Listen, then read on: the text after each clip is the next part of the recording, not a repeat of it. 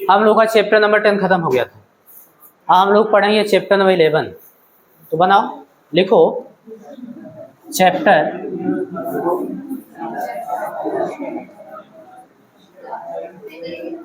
और नाम लिखना इसका बेटा।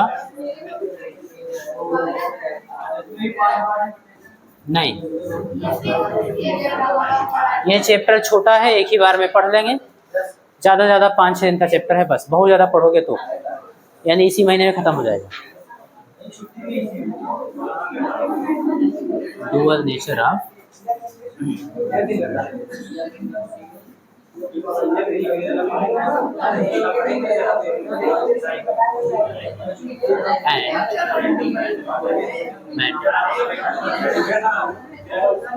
ए आप लोग बातचीत मत करो, लिखते चलो, टाइम नहीं देंगे, बहुत बतियाते हो, झूठ क्यों बोलेंगे। लिखोगे बेटा, विकिरण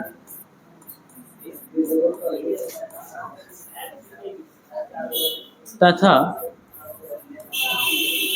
द्रव्य की द्वैत प्रकृति।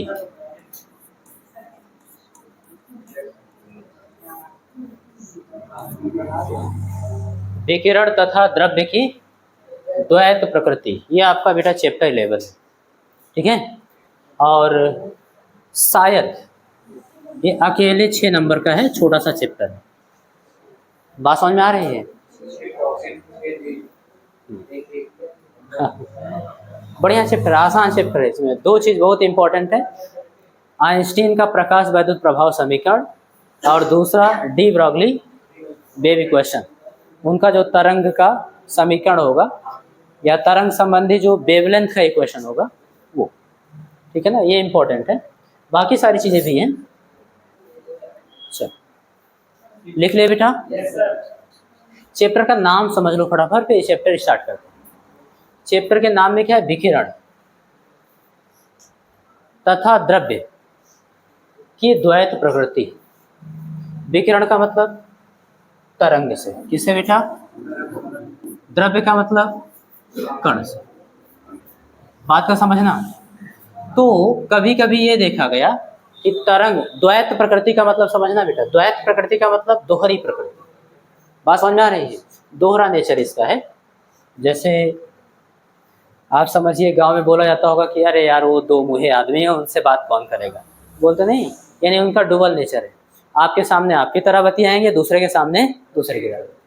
तो ऐसे ही इसमें भी देखा गया, विकिरण जो होता है बेटा, कभी कभी कण की तरह व्यवहार करता है और कभी कभी तरंगों की तरह व्यवहार करता है। तो इसलिए इसको हम बोल सकते हैं विकिरण की द्वैत प्रकृति। बात समझ में आ रही है? और डी ब्रॉगली ने बताया कि अगर कोई द्रव्य है यानी पार्टिकल है बेटा, और उसमें क्या है? वेग है, यानी कि उसका वेग 0 नहीं है। बात समझ में आ रही है? यानी कि गतिशील है। तो अगर कोई पार्टिकल है जो गतिशील है तो सदैव उससे संबंधित एक तरंग होती है, इससे संबंधित एक, जिसको हम लोग बोलते हैं बेटा द्रव्य तरंगे। अभी तक आप ये तरंगे नहीं पढ़े थे, मैटर वेव बोलते हैं इसको, या फिर डी ब्रॉगली तरंगे बोलते हैं, आगे हम लोग पढ़ेंगे। बात समझ में आ रही है? तो दोनों का मतलब समझना। कभी कभी विकिरण जो होता है तरंग की तरह व्यवहार करता है और कभी कभी कण की तरह, इसलिए हम बोल सकते हैं विकिरण की द्वैत प्रकृति। ठीक इसी प्रकार से द्रव्य को भी बोल सकते हैं, द्रव्य की भी द्वैत प्रकृति, क्योंकि द्रव्य क्या है? कण। अगर ये गतिशील है, बात समझ में आ रही है, तो इससे संबंधित एक तरंग होगी, द्रव्य तरंग, तो इसलिए बोल सकते हैं द्रव्य की भी द्वैत प्रकृति। बात समझ में आ रही है? तो चैप्टर का नाम आपको समझ में आया, विकिरण तथा द्रव्य की द्वैत प्रकृति। और आपके एग्जाम में 1 नंबर में पूछ लेता है लघुत्तरीय में, भैया विकिरण की द्वैत प्रकृति से क्या समझते हैं, या फिर विकिरण की जगह अगर प्रकाश लिख के आ जाए तब भी आपको दिक्कत नहीं लेना है। प्रकाश एक प्रकार की विकिरण ऊर्जा है। बात समझ में आ रही है? आ जाता है डुअल नेचर ऑफ लाइट। प्रकाश की द्वैत प्रकृति से क्या समझते हैं, तो आप यही बताओगे कि प्रकाश कभी कभी तरंग की तरह व्यवहार करता है तो कभी कभी कण की तरह व्यवहार करता है। इसी प्रकृति को हम लोग उसकी द्वैत प्रकृति कहते हैं या फिर दोहरी प्रकृति कहते हैं। बात समझ में आ गई? ठीक है। हाँ बेटा, इस चैप्टर का देखो स्टार्ट कैसे करेंगे हम लोग, ध्यान से समझना। पहले थोड़ी सी कहानी, पीछे आप पढ़ चुके हो कि पहले कहा गया कि प्रकाश कणों के रूप में चलता है। किसके रूप में बेटा? ठीक है। बाद में सारे वैज्ञानिकों ने अपना अपना सिद्धांत दिया। न्यूटन के कणिका सिद्धांत को कुछ लोगों ने गलत भी सिद्ध किया, बात समझ में आ रही है। और फिर हाइगेंस ने अपना तरंग सिद्धांत प्रतिपादित किया। उसके बाद उन्होंने उसकी सहायता से, आलोक ध्यान देना, उसकी सहायता से उन्होंने परावर्तन की व्याख्या की, अपवर्तन की व्याख्या की, व्यतिकरण की व्याख्या की, ध्रुवण की व्याख्या की। ये सब प्रकार की घटनाएं हैं, बात समझ में आ रही। विवर्तन की व्याख्या की, ध्रुवण में थोड़ा सा परिवर्तन किया गया था, प्रकाश तरंगों को बाद में अनुप्रस्थ माना गया, फिर व्याख्या किया गया। कुल मिला के हो गया ना। तो यहाँ तक की जब बात हो गई तो उसके बाद सभी वैज्ञानिकों को ये लगने लगा कि प्रकाश की किसी भी चीज़ को एक्सप्लेन करने के लिए अब हमको किसी और थ्योरी की जरूरत नहीं। वो वहीं पे संतुष्ट हो गए कि हाइगेंस का जो तरंग सिद्धांत है काफ़ी प्रकाश की घटनाओं को समझने के लिए। लेकिन एक घटना आती है बेटा, प्रकाश वैद्युत प्रभाव, फोटो इलेक्ट्रिक इफेक्ट।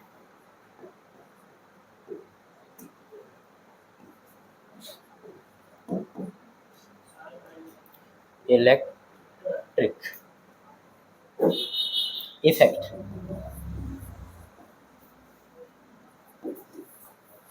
ये घटना आती है। अब इस घटना की व्याख्या हाइगेंस के तरंग सिद्धांत से नहीं हो पाती। आगे हम लोग ये सब पढ़ेंगे बढ़िया से, बस थोड़ी सी कहानी सुन लो। तो आइंस्टीन ने इस घटना की व्याख्या की और मैक्स के प्लांक, जो मैक्स प्लांक थे, उनके क्वांटम सिद्धांत से इन्होंने इसकी व्याख्या की। और क्या मानकर व्याख्या की? तो प्रकाश की कण प्रकृति मानकर। क्या मानकर बेटा? कण प्रकृति मानकर व्याख्या कर। और व्याख्या हो गई और सबको समझाया गया। आप लोग भी समझोगे आगे, तो सारे वैज्ञानिक कंफ्यूज हो गए। एकदम चेहरा आप ही लोगों की तरह उन लोगों का भी बना होगा जैसे आप लोगों का है, कि प्रकाश कण के रूप में चलता है कि तरंग के रूप में चलता है। अब तो समस्या हो गई ना, क्योंकि आइंस्टीन ने प्रूफ कर दिया, कण प्रकृति माना और इसी व्याख्या कर दी बढ़िया से। ठीक है। तो डी ब्रॉगली बताते हैं कि प्रकाश छोड़ो, आप कोई भी पार्टिकल ले लो, आप इलेक्ट्रॉन ले लो, अल्फा कण ले लो, कोई भी पार्टिकल ले लो, अगर वो गतिशील है, बात समझ में आ रही है। अच्छा, ऐसा क्यों समझाया गया? क्योंकि प्रकाश में, हाँ एक चीज़ और समझना बेटा, यहाँ पे मैंने प्रकाश लिखा है, बात समझ में आ रही है, और यहाँ पे फोटो लिखा है। आप कह सकते हो कि सर प्रकाश को हम लोग लाइट लिखते आए हैं और यहाँ पर आप फोटो लिख रहे हैं, इसका क्या कॉन्सेप्ट है? कौन सी अंग्रेजी है, बस वही समझना है। बात समझ में आ रही है। तो ध्यान देना, मैक्स प्लांक ने क्वांटम सिद्धांत में कहा जो प्रकाश होता है वो ऊर्जा के छोटे छोटे पैकेटों अथवा बंडलों के रूप में उत्सर्जित होता है और तरंगों के रूप में संचरित होता है। जैसे कोई लाइट सोर्स है बेटा, इस प्रकार से इससे जो लाइट एमिट होगी यानी कि उत्सर्जित होगी, तो छोटे छोटे ऐसे पैकेट अथवा बंडलों के रूप में उत्सर्जित। बात समझ में आ रही? और ये पैकेट अथवा बंडल किसके? ऊर्जा के। किसके हैं बेटा? ऊर्जा। इन्हीं को फोटान कहा गया। क्या कहा गया बेटा? फोटान या फिर क्वांटा। आगे हम लोग पढ़ेंगे बढ़िया से, कहानी समझा रहे हैं इसलिए जान लीजिए क्यों इसको फोटो बोला जाता है। तो प्रकाश जो होता है वो ऊर्जा के छोटे छोटे पैकेटों अथवा बंडलों के रूप में उत्सर्जित होता है, उसी को हम लोग क्या बोलते हैं बेटा? फोटान है। बात समझ में आई? असल में ऊर्जा का स्रोत वहाँ क्या होता है? फोटान। ऊर्जा के रूप में कौन होता है? वहाँ फोटान होता है। तो इसलिए जब प्रकाश की बात की जाती है तो वहाँ पर फोटो लिख दिया जाता है। क्या लिख दिया जाता है बेटा? तो फोटान से फोटो लिख दिया गया। तो प्रकाश वैद्युत प्रभाव को क्या लिखा गया? Photo electric. और ये है क्या? कण ही तो है, यही मानकर व्याख्या की गई थी। बात समझ में आ रही है? ठीक है। तो डी ब्रॉगली ने कहा कि फोटान छोड़िए आप, फोटान तो है ही है, कोई भी पार्टिकल ले लो, अगर वो गतिशील है तो उससे संबंधित एक तरंग होगी। जब सभी के लिए होगी तो फोटान के लिए भी होगी। बात समझ में आ रही है? उन्होंने अपना तरंग दैर्ध्य का व्यंजक भी दिया था, lambda is equal to h/p। p क्या होगा बेटा? लीनियर मोमेंटम होगा, यानी कि रेखीय संवेग। इसकी जगह पर आप लिख सकते हो द्रव्यमान गुणे वेग। यानी कि अगर किसी पार्टिकल में वेग है तभी ये सही होगा, वेग नहीं है तो वेग का मान क्या हो जाएगा? जीरो। जीरो से गुणा करोगे जीरो, जीरो से भाग करोगे पता नहीं, अपरिभाषित ना। तो उन्होंने कहा कि अगर कोई पार्टिकल क्या है बेटा?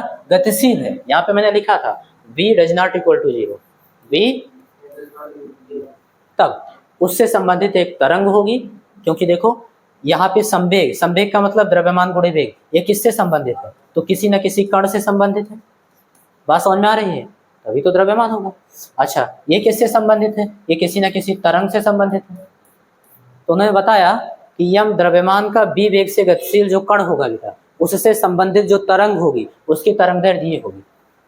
अब वो कोई भी कण हो सकता है, आप इलेक्ट्रॉन ले लो, इलेक्ट्रॉन का भी तो द्रव्यमान 9.1 × 10⁻³ किलोग्राम होता है। बात समझ में आ रही है? ऐसे वो पार्टिकल है, आप प्रोटॉन ले लो, कोई भी पार्टिकल ले लो, अल्फा पार्टिकल ले लो जो हीलियम का नाभिक होता है। बात समझ में आ रही है? और अगर वो गतिशील है कितने वेग से? b वेग से, तो उससे संबंधित जो तरंग होगी उसका तरंग दैर्ध्य ये होगा। और ये चीज़ उन्होंने केवल गणितीय रूप से प्रूफ कर दिया था बस, इसके लिए उन्होंने कोई प्रैक्टिकल नहीं किया। बात समझ में आ गई? ठीक, तो उन्होंने तो प्रूफ कर दिया ना कि द्रव्य की कौन सी प्रकृति होती है बेटा? कण और तरंग दोनों होते। क्लियर? हम यहाँ समझा क्या रहे थे आपको? फोटो इलेक्ट्रिक इफेक्ट ये समझा रहे थे कि कण मान के, उन्होंने कण प्रकृति मान के क्या किया? व्याख्या कर दिया प्रकाश वैद्युत प्रभाव। बाद में इन्होंने बताया कि अगर कोई कण गतिशील है, b वेग से गतिशील है, तो उससे संबंधित तरंग भी हो। यानी जो मैटर यानी द्रव्य है, द्रव्य कण की तरह व्यवहार भी करेगा और तरंग की तरह व्यवहार भी करेगा। तो अब आपको समझ में आया? अगर आपसे कोई पूछे कि प्रकाश का नेचर क्या है, तरंग या कण, तो आप बताओगे दोनों। क्या बताओगे? और यही चीज हम लोग को परेशान कर रहा था कि कोई एक होना चाहिए, ये कि वो। अब से बताओगे, चैप्टर नंबर 11 पढ़ने के बाद में बताओगे दोनों प्रकृति होता है। ठीक है? ओके, तो अब आप हेडिंग बनाओ बेटा, डुअल नेचर ऑफ रेडिएशन। अभी आप केवल रेडिएशन पढ़ो, फिर डुअल नेचर ऑफ मैटर आगे हम लोग पढ़ेंगे। ठीक है ना? यानी द्रव्य की दोहरे प्रकृति आगे पढ़ेंगे इसी चैप्टर में। हाँ, आप हेडिंग बनाओगे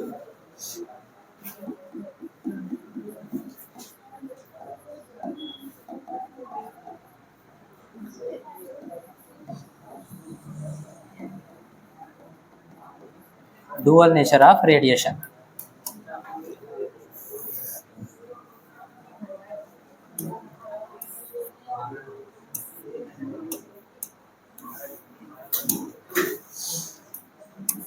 लिखिए बेटा,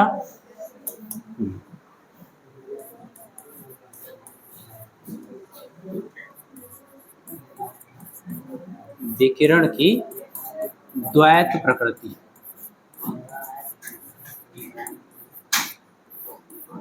ये एक लाइन आपको लिखना है और एक नंबर मिल जाएगा आराम से। बात समझ में आ रही है? तो लिखना क्या है बेटा? आप लिखोगे प्रकाश या फिर विकिरण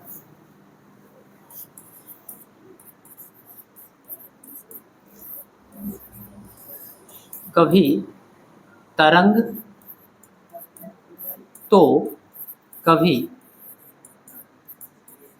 कण की भांति व्यवहार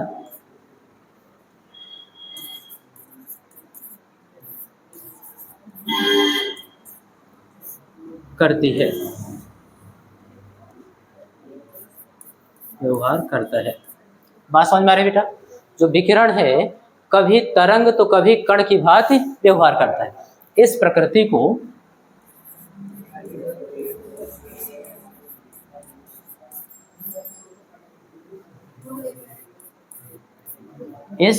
को उसकी द्वैत प्रकृति कहते हैं। उसकी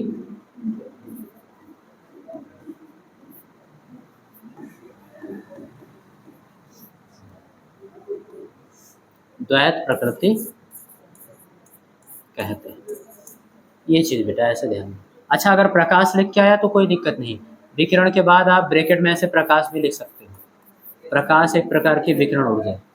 बात समझ में आ रही है? प्रकाश कभी तरंग तो कभी कण की भांति व्यवहार करता है। इस प्रकृति को उसकी द्वैत प्रकृति कहते हैं। बात समझ में आ गई? कोई डाउट तो नहीं है? ठीक है। अच्छा, फोटो इलेक्ट्रिक इफेक्ट की घटना क्या होती है? तो ध्यान देना, प्रकाश किरणों के प्रभाव से कोई दिया गया धातु है, उसकी सतह से इलेक्ट्रॉन के उत्सर्जन, उत्सर्जन का मतलब समझना, उसकी सतह से इलेक्ट्रॉन बाहर निकल जाए। ये नहीं कि परमाणु के अंतिम कक्षक से बाहर निकल के मुक्त हो गया और फिर उसी क्रिस्टल जालक में घूम रहा है, उस सतह से ही बाहर निकल जाए। इस घटना को किसके, प्रकाश किरणों के प्रभाव से, इस घटना को हम लोग क्या बोलते हैं बेटा, फोटो इलेक्ट्रिक इफेक्ट, यानी कि प्रकाश वैद्युत प्रभाव। तो इलेक्ट्रॉन का जो उत्सर्जन होता है बेटा वो कई विधियों से होता है। आपको तो इसमें पढ़ना है वही प्रकाश वैद्युत प्रभाव ही, यानी कि प्रकाश किरणों से प्रभाव से। लेकिन ऑप्शनल क्वेश्चन यूपी बोर्ड में कई बार आ चुका है, निम्न में से इलेक्ट्रॉन उत्सर्जन की कौन सी विधियां नहीं है। तो जब पूछता है नहीं है तो इसका मतलब 3 सही होगा, 1 गलत होगा।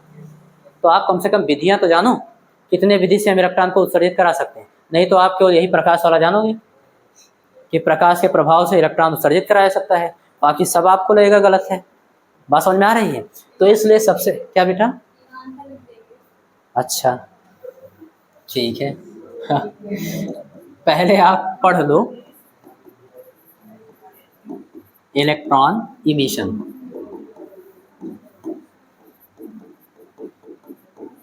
फिर आप ऐसा नहीं बोलोगे कि तीनों लिख देंगे, सही है इलेक्ट्रॉन इमिशन मीन्स इलेक्ट्रॉन उत्सर्जन, इलेक्ट्रॉन उत्सर्जन। ये बेटा इलेक्ट्रॉन उत्सर्जन आपको पढ़ना है। तो आप बताओगे, एक लाइन में लिख सकते हो, किसी पृष्ठ से, कहां से बेटा, किसी पृष्ठ से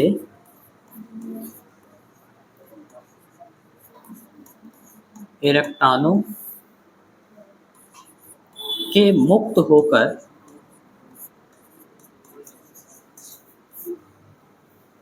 बाहर निकलने की घटना, बाहर, ध्यान देना बेटा, किसी पृष्ठ से इलेक्ट्रॉनों के मुक्त होकर बाहर निकलने को इलेक्ट्रॉन उत्सर्जन कहते हैं। क्या बोलते हैं बेटा, इलेक्ट्रॉन उत्सर्जन।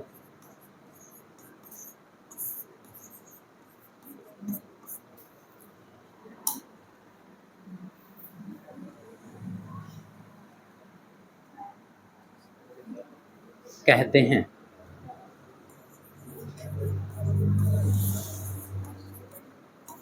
ये देखो कितने प्रकार से आप करा सकते हो। तो पहला समझना, आप बोल सकते हो सबसे पहले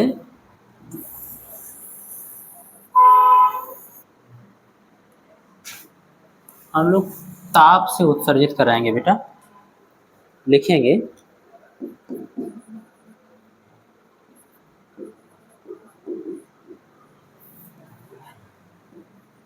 थर्मियोनिक इमिशन। ये आप हेडिंग बनाओगे, थर्मियोनिक इमिशन मीन्स तापायनिक उत्सर्जन।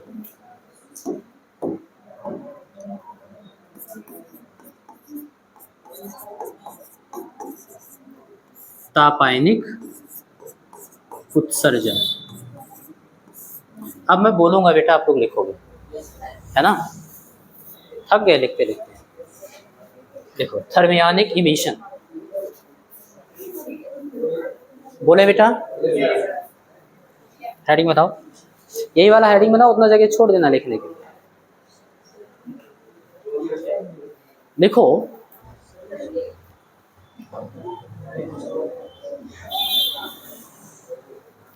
किसी पृष्ठ को,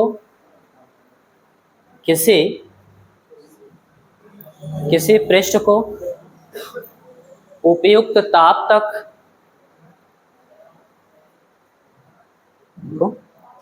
किसी पृष्ठ को उपयुक्त ताप तक गर्म करने पर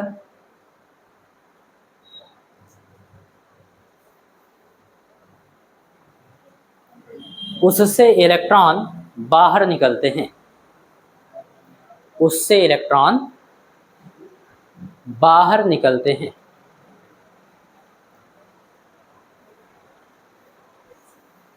बात समझ में आ रही? इस परिघटना को तापायनिक उत्सर्जन कहते हैं। तापायनिक उत्सर्जन कहते हैं। देख ले बेटा, तापायनिक उत्सर्जन कहते हैं। ध्यान से समझो, इसको फिगर से समझा रहे हैं, आपको ज़्यादा समझ में आएगा। और इसमें जो शब्द यूज हुए हैं, क्यों यूज किया गया है उपयुक्त ताप तक, वो भी आप समझना बढ़िया से। बहुत डिटेल में समझने की जरूरत नहीं है, फिर भी समझिए। मान लीजिए कोई धातु का ये पृष्ठ है बेटा, और इसमें बहुत सारे मुक्त इलेक्ट्रॉन होंगे। मुक्त इलेक्ट्रॉन का मतलब तो सबको पता है ना, क्योंकि मुक्त इलेक्ट्रॉन मॉडल में आप बढ़िया से पढ़ चुके हो। क्या कि कोई भी एटम होगा बेटा, तो उसके नाभिक में धन आवेश होंगे, यानी प्रोटॉन और न्यूट्रॉन। प्रोटॉन पर चार्ज होता है पॉजिटिव, न्यूट्रॉन चार्जलेस होता है। और उसके चारों ओर निश्चित कक्षा में निश्चित ऊर्जा के साथ इलेक्ट्रॉन क्या लगाएंगे, ऐसे। तो आप सभी जानते हो ये पॉजिटिव चार्ज है, नेगेटिव चार्ज है। धन आवेश और ऋणावेश के बीच कौन सा बल लगता है, आकर्षण, कूलाम बल के नियम से। तो इनके बीच की दूरी क्या है बेटा, बहुत कम है। अच्छा, यहाँ पे जो इलेक्ट्रॉन होगा उनके बीच की दूरी इससे थोड़ा ज़्यादा होगा, और यहाँ पे जो इलेक्ट्रॉन है दूरी और ज़्यादा है। तो आप सभी जानते हो बेटा F is directly proportional Q1 Q2 upon R²। ये तो कांस्टेंट ही रहेगा। बात समझ में आ रही है? Q1 क्या होगा, नाभिक का चार्ज, और Q2 क्या होगा, इलेक्ट्रॉन का चार्ज। तो हमेशा कांस्टेंट रहेगा। कुल मिला के आपको देखना है कि F जो है बिल्कुल सही R² के इनवर्सली प्रोपोर्शनल है, R² के व्युत्क्रमानुपात। तो अगर दूरी बढ़ रही है तो बल क्या होगा, घटेगा। और समझ में आ रहा है कि अगर दूरी 2 गुना बढ़ाओगे तो बल को 4 से भाग करना पड़ेगा। बात समझ में आ रही है? यानी तेजी से घटेगा बल का मान। ध्यान देना कैसे, देखो R की जगह अगर आप 2R लिख दो तो इसका स्क्वायर होगा, और क्या मिलेगा, 2 दूनी 4R²। तो पहले तो R² था ना, जो भी फार्मूला रहेगा, अतिरिक्त हर में क्या बच जाएगा, 4 से भाग करोगे। क्लियर? तो इस तरीके से क्या होगा, वर्ग के अनुपात में घटेगा। तो यहाँ पर देखना बेटा, दूरी कम था, यानी यहाँ पर आकर्षण बल ज़्यादा होगा। यहाँ पर दूरी इससे ज़्यादा हुआ थोड़ा, तो यहाँ पर जो बल होगा थोड़ा सा वीक होगा। लेकिन जो सबसे बाह्य कक्षक में इलेक्ट्रॉन है उसकी दूरी तो सबसे ज़्यादा है, तो उस पर जो आकर्षण बल लग रहा है वो सबसे वीक होगा। यानी अगर किसी तरीके से इसको एनर्जी मिली तो ये सबसे पहले क्या होगा, अपने बाह्य कक्षक को छोड़ देगा। और जैसे ही इस कक्षक को छोड़कर क्रिस्टल जालक में जो जगह होगी घूमने लगा, इसको हम लोग क्या बोल देंगे, फ्री इलेक्ट्रॉन।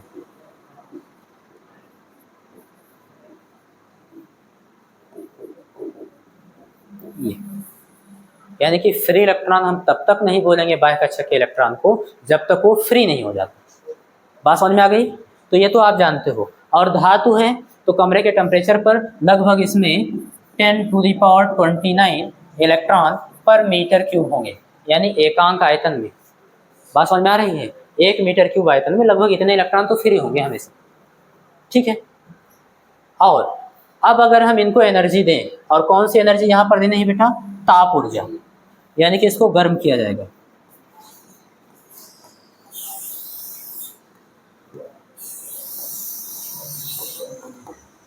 ठीक है भैया, इसको गर्म कर रहे हैं। हीट एनर्जी इसको मिलेगी और उसको गतिज ऊर्जा में चेंज करेगा, बाहर भागने की कोशिश करेगा। तो क्रिस्टल जालक में धन आयनों से बारंबार टकराएगा। टकराने के पश्चात जितनी बार टकराएगा उतनी बार उसकी गतिज ऊर्जा की हानि होगी, ऊर्जा कुछ ना कुछ लॉस होगा ना। अच्छा, तो इसको उतना एनर्जी चाहिए कि सबसे पहली चीज़ तो ये यहाँ से यहाँ तक पहुँच सके, यानी धातु के सतह तक पहुँच सके, बाहर निकल सके। बात समझ में आई? तो यहाँ से यहाँ तक पहुँचने के लिए जो एनर्जी होती है, असल में उसको बेटा हम लोग कार्यफलन बोलते हैं, आगे उसके बारे में पढ़ेंगे। बात समझ में आ रही है? यानी कि वह न्यूनतम ऊर्जा, यानी कम से कम ऊर्जा जो किसी दिए गए धातु की सतह से इलेक्ट्रॉन को बाहर निकाल सके, यानी उत्सर्जित करा सके, उसको हम लोग क्या बोलते हैं, उस धातु का या फिर उस पदार्थ का कार्यफलन बोलते हैं। और उसको φ0 से या फिर W0 से लिखते हैं। यानी कि ऊर्जा की वह मात्रा चाहिए आपको जो इलेक्ट्रॉन को बाहर निकाल सके। तो आपको मान लेना फाई नॉट एनर्जी दे दिया आपने, ताप से इसको दे दिया, तो ये इलेक्ट्रॉन क्या होगा, बाहर निकल जाएगा। अब अगर उसके बाद भी इसके पास एनर्जी बची है तो उस बची ऊर्जा को क्या करेगा, ये गतिज ऊर्जा में बदलकर और गति करने लगेगा। बात समझ में आई? ये चीज अगर आप परिपथ पूरा करके रखते हो तो इलेक्ट्रॉन क्या होगा, परिपथ में फ्लो करने लगेगा और इलेक्ट्रॉनों की ठीक विपरीत दिशा में विद्युत धारा बहने लगेगी। बात समझ में आई? अभी हम लोग सौर ऊर्जा की तरफ आ रहे हैं, तो यहाँ तक बात समझ में आ गई बेटा। इसीलिए हम आपको लिखवाए हैं उपयुक्त ताप। उपयुक्त ताप यानी कि जो एक बाउंड्री वाला एनर्जी है ना, टेम्परेचर है, वहां तक जब तक गर्म नहीं करोगे तब तक इलेक्ट्रॉन एमिट नहीं होगा, उत्सर्जित नहीं होगा।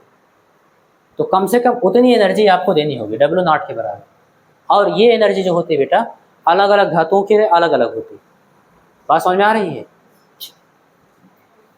तो आपको परिभाषा समझ में आई?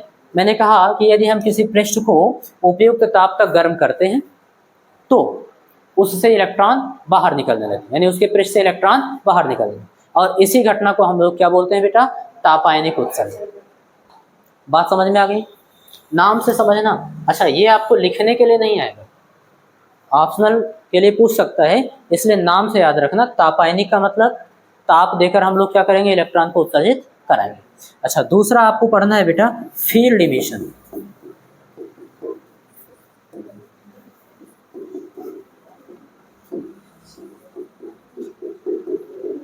और इसको बोलते हैं बेटा क्षेत्र उत्सर्जन। क्या बोलते हैं?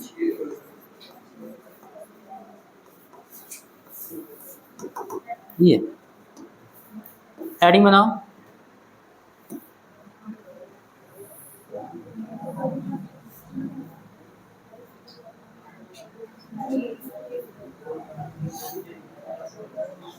बना लिया बेटा, फील्ड इमिशन यानी कि क्षेत्र उत्सर्जन। अब नाम से ही पता चल रहा है, क्षेत्र का मतलब क्षेत्र लगाया गया होगा, यहाँ पर वैद्युत क्षेत्र से इसका मतलब, यानी कोई धातु होगा उस पर क्या किया जाएगा, प्रबल वैद्युत क्षेत्र आरोपित किया जाएगा और उससे इलेक्ट्रॉन क्या होंगे, एमिट होंगे। उसको हम लोग क्या बोल देंगे, क्षेत्र उत्सर्जन। तो लिखो लिखो, जब किसी धातु पर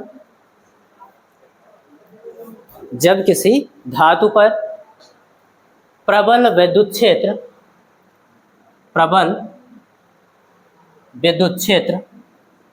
ब्रैकेट में लिख लेना, अप्रॉक्सीमेट 10⁸ वोल्ट पर मीटर।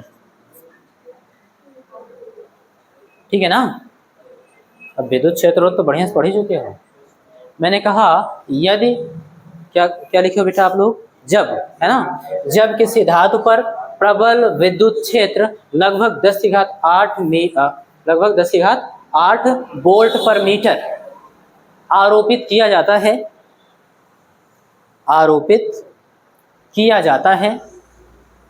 लिख रहे, आरोपित किया जाता है, तो ये पहले लिख ली। कैसे? ये फर्स्ट बैच में पढ़ी है, 2 गुना तुम्हारा फीस लगेगा। ठीक है, डेली पढ़ती है, पूरे साल का जोड़ के 2 गुना फीस देना, 2 बैच में पढ़ती है।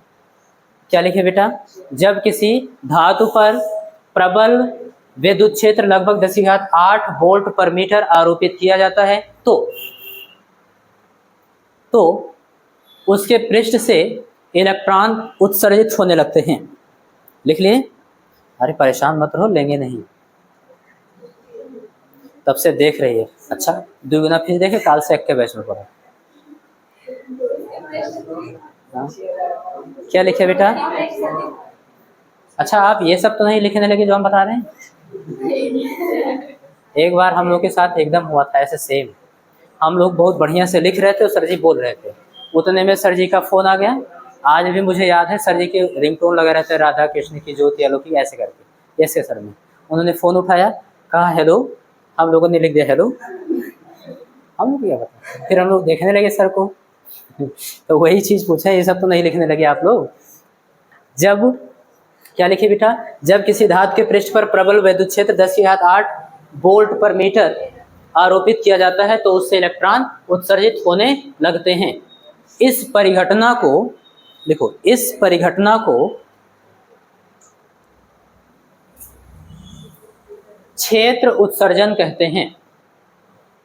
इस परिघटना को क्षेत्र उत्सर्जन कहते हैं। लिख ले बेटा। तो आप तो समझ ही रहे हो इसको, कोई धातु होगा उस पर विद्युत क्षेत्र आरोपित किया जाएगा, प्लस माइनस, बात समझ में आ रही है। फिर इलेक्ट्रॉन वहां से एमिट होगा, और अगर परिपथ पूरा है तो इलेक्ट्रॉन फ्लो होने लगेगा, और इसके ठीक विपरीत दिशा में विद्युत धारा भी बहेगी। तीसरा देखो बेटा, सेकेंडरी इमिशन। इसको बोलते हैं बेटा द्वितीयक उत्सर्जन।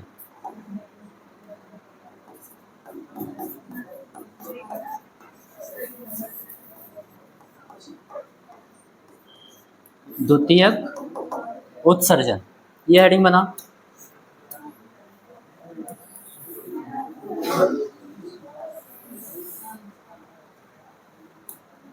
द्वितीयक उत्सर्जन बोले बेटा। देखो जब कोई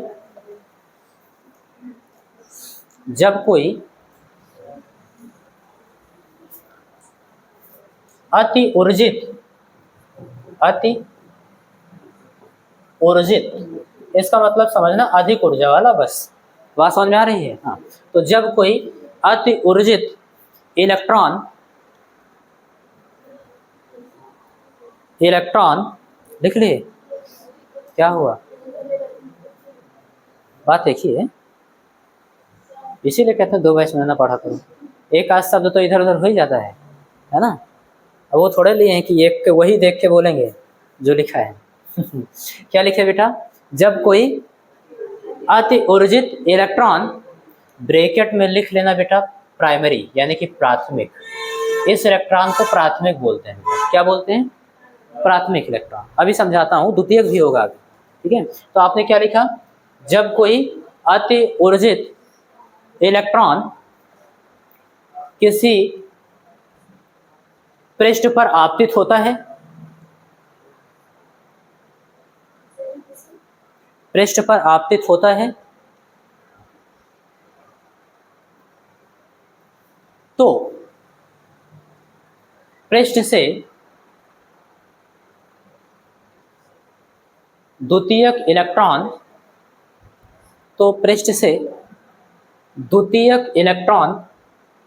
उत्सर्जित होते हैं। द्वितीयक इलेक्ट्रॉन उत्सर्जित होते हैं, लिख लिए। इस घटना को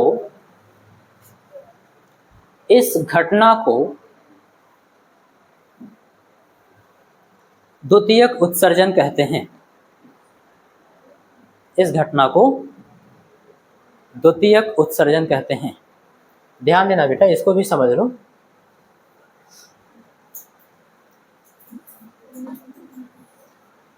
कोई धातु होगा बेटा, बात समझ आ रही, इसमें मुक्त इलेक्ट्रॉन होंगे, बहुत सारे मुक्त इलेक्ट्रॉन, और कोई इलेक्ट्रॉन है जो इस पर क्या हुआ है, आपतित हुआ है, और इसको हम लोग क्या बोलेंगे, प्राथमिक इलेक्ट्रॉन। अब आप सब जानते हो इसके पास वेग होगा, गतिज ऊर्जा होगी, तो जब ये आकर टकराएगा इसका अस्तित्व समाप्त। बात समझ में आ रही है, यानी इसकी गतिज ऊर्जा पूरी की पूरी क्या होगी, इसको ट्रांसफर हो जाएगी। और ट्रांसफर होने के बाद इतना गतिज ऊर्जा करेगा क्या, बाहर निकलेगा, घूमेगा, टहलेगा, तो ये कुछ तो बाहर निकलने में बेटा जो बची हुई होगी उसको क्या करेगा, गतिज ऊर्जा के रूप में बदल देगा और गति करेगा। तो इस वाले इलेक्ट्रॉन को हम लोग बोलते हैं सेकेंडरी इलेक्ट्रॉन। तो जो उत्सर्जित हुआ उसको क्या बोलते हैं, सेकेंडरी इलेक्ट्रॉन, इसीलिए इसका नाम क्या रखा गया, द्वितीयक उत्सर्जन। बात समझ में आई, सेकेंडरी इमिशन। बताओ समझ में आया कि नहीं। तो ये सब आपको केवल बस ऐसे याद रखना है कितने प्रकार के इमिशन होते हैं, हम लोग इलेक्ट्रॉन उत्सर्जित करा सकते हैं। बाकी आपको एक लास्ट वाला पढ़ना है, फोर्थ, वो आपके सिलेबस में है, और वो क्या है, तो आप हेडिंग बनाओगे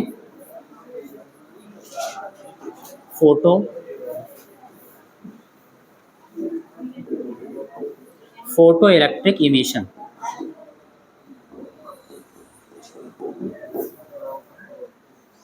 फोटो इलेक्ट्रिक इमिशन।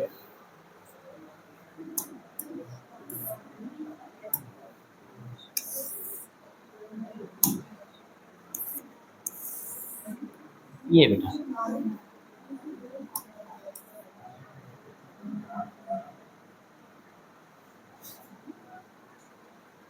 हाँ, इसको क्या लिखोगे? प्रकाश विद्युत उत्सर्जन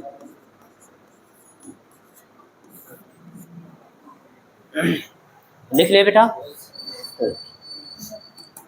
चलो बोले, लिखो प्रकाश किरणों के प्रभाव से, इसको आपको थोड़ा डिटेल में पढ़ना है बेटा, ठीक है। प्रकाश किरणों के प्रभाव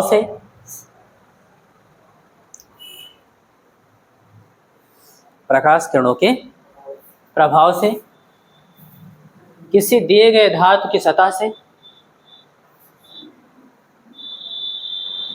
किसी दिए गए धातु की सतह से या पृष्ठ से, जो भी लिखना चाहो, इलेक्ट्रॉनों के उत्सर्जन की घटना को, इलेक्ट्रॉनों के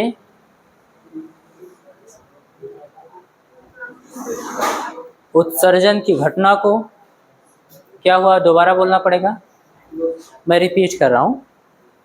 प्रकाश किरणों के प्रभाव से किसी दिए गए धातु की पृष्ठ से इलेक्ट्रॉनों के उत्सर्जन की घटना को, लिख ले बेटा।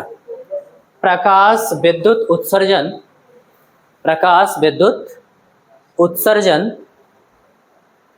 प्रकाश विद्युत उत्सर्जन अथवा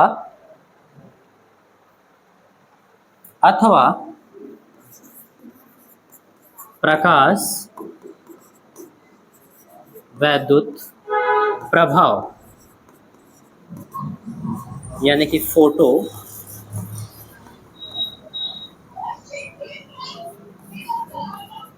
इलेक्ट्रिक इफेक्ट, लिख ले बेटा, कहते हैं। प्रकाश विद्युत उत्सर्जन अथवा प्रकाश विद्युत प्रभाव कहते हैं।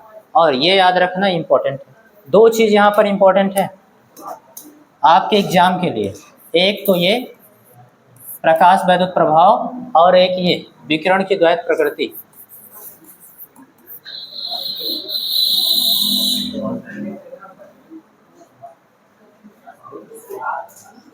बोलो बेटा, यहां तक बात समझ में आई? लिख लिए।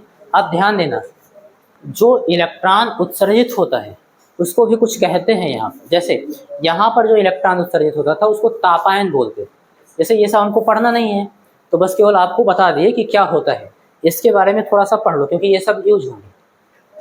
तो यहाँ पर आप ऐसे लिख लेना, उत्सर्जित इलेक्ट्रॉन को लिखना बेटा, लिखो ऐसे कोई भी साइन बना के लिख लो। उत्सर्जित इलेक्ट्रॉन को, उत्सर्जित इलेक्ट्रॉन को प्रकाश इलेक्ट्रॉन, क्या बोलेंगे बेटा? प्रकाश इलेक्ट्रॉन, ब्रैकेट में लिख लेना फोटो इलेक्ट्रॉन, प्रकाश इलेक्ट्रॉन यानी कि फोटो इलेक्ट्रॉन लिख लिए। तथा उत्पन्न धारा को, अगर परिपथ बंद है तो धारा भी तो बहेगा, तो लिखोगे तथा उत्पन्न धारा को प्रकाश विद्युत धारा, प्रकाश विद्युत धारा, फोटो इलेक्ट्रिक इफेक्ट, नहीं फोटो इलेक्ट्रिक करंट, हाँ बेटा, प्रकाश विद्युत धारा यानी कि फोटो इलेक्ट्रिक करंट कहते हैं। तो अगर कहीं पे आया प्रकाश इलेक्ट्रॉन, इसका मतलब समझना कि प्रकाश के प्रभाव के कारण जो धातु की सतह से इलेक्ट्रॉन उत्सर्जित हुआ और जो उसके कारण धारा बहेगी उसको क्या बोलेंगे? प्रकाश विद्युत धारा।